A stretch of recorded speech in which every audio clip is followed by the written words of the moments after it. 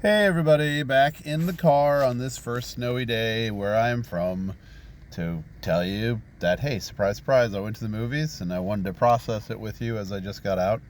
I just went to see Eternity with Elizabeth Olsen, Miles Teller, Divine Joy Randolph, and people will ask me, or the few of you who watch this will ask me, should I go see this?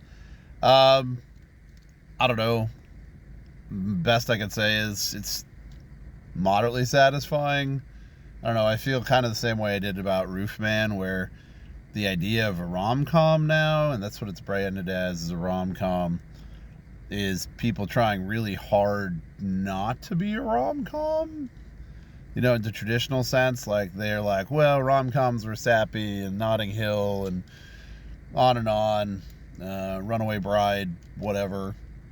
We are going to work really hard to not make it a Hallmark sappy movie or a weird sappy plot, but that's kind of what's enjoyable about rom-coms. Rom-coms are fun. This movie has fun parts, definitely fun parts, but I would say the fun gets washed away with just what I'd say outright cynicism about everything. Cynicism about death, cynicism about life, cynicism about love, living a life, the life you've lived. And I guess it makes sense. At some point, there's a reference to Camus and Sartre, and that kind of tells me everything I need to know about who wrote the film. Is they were reading a lot of Sartre and Camus and came up with this version of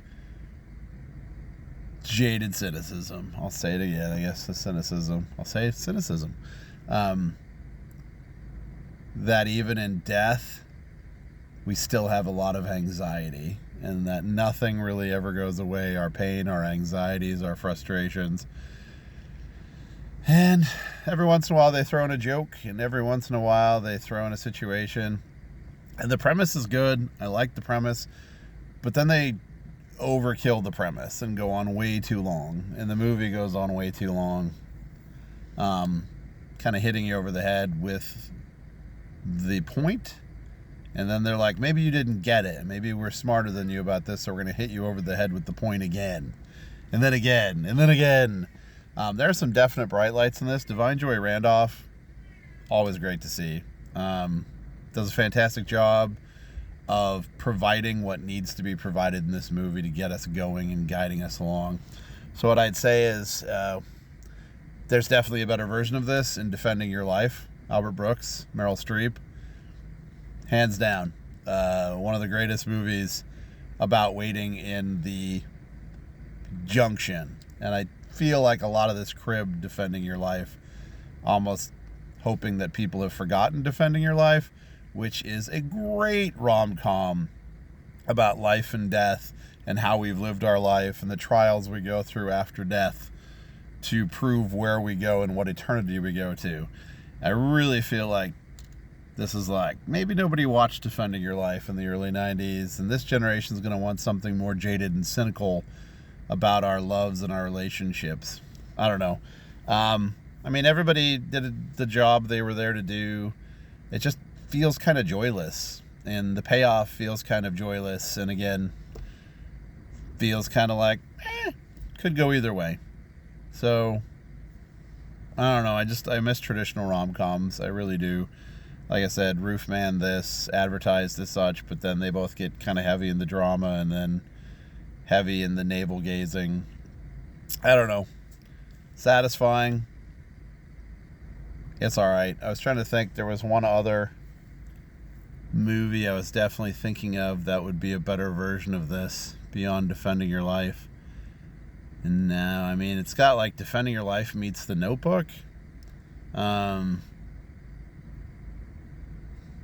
don't know. It was okay.